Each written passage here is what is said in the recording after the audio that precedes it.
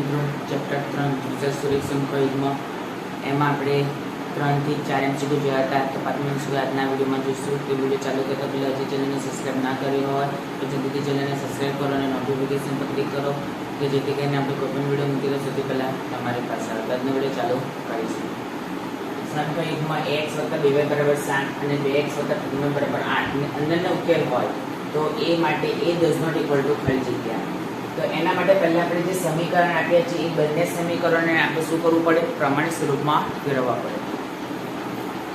તો સમીકરણ લખીશું x + 2y = 7. તો પહેલા આ સમીકરણ આપણે પ્રમાણિત સ્વરૂપમાં ફેરવીશું.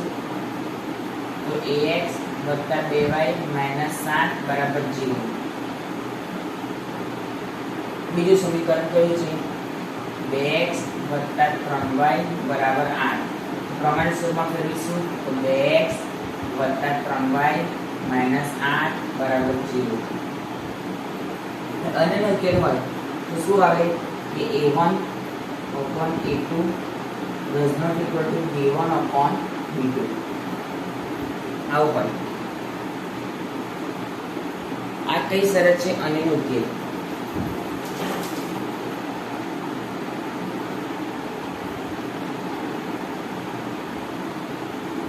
ચલો એટલે આપણે લખીએ કે a1 બરાબર કેટલા? a. પછી b2 બરાબર 2 સોરી b1. c1 બરાબર -7. a2 બરાબર 2, b2 બરાબર 3, c2 બરાબર -8. હવે આપણે શું છે અને નો ઉકેલ હોય તો a1 upon a2 does not equal to b1 upon b2. તો માટે a1 શું છે? a. e2 શું છે? 2 does not equal to b1 શું છે? 2 b2 શું છે? 3. તો આપણે a શોધવાનું છે તો 2 દુ 4 એટલે a does not equal to 4/3. આ તમારો જવાબ. Option C.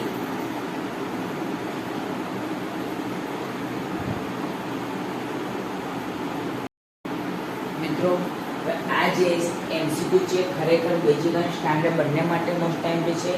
તો સેચ પણ સ્કીપ ના કરતા ને જો છેક સુધી જોજો. તો શું કીધું છે કે બે સંખ્યાનો સરવાળો 10 અને ધન તફાવત 2 છે. આ બે સંખ્યા પૈકી મોટી સંખ્યા ખાલી જગ્યા છે. આપણે લખીશું મોટી સંખ્યા ધારો કે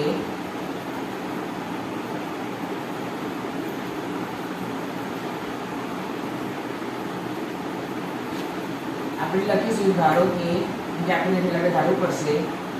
ધારો કે મોટી સંખ્યા x અને નાની સંખ્યા y. રાઈટ? હવે શું કહે છે કે બે સંખ્યા, તો કઈ બે સંખ્યા? x અને y. એ બે સંખ્યાનો સરવાળો 10 છે.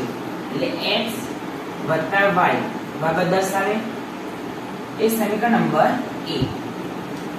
અને બે સંખ્યાનો ધન તફાવત 2 છે.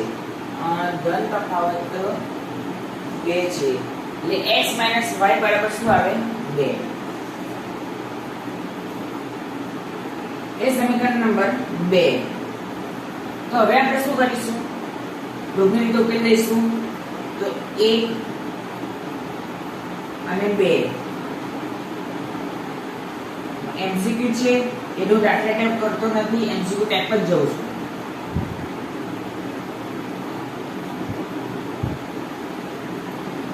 એક અને બે નો સરવાળો કરતા એટલે સમીકરણ લખીશું. સરવાળામાં ચિહ્ન બદલાય ના, ચિહ્ન શું બદલાય? બાદબાકીમાં. એટલે 2x + x તો 2x = 12. x = 12/2 તો 2 × 12 માટે x = 6. આ તમારો જવાબ. Option C.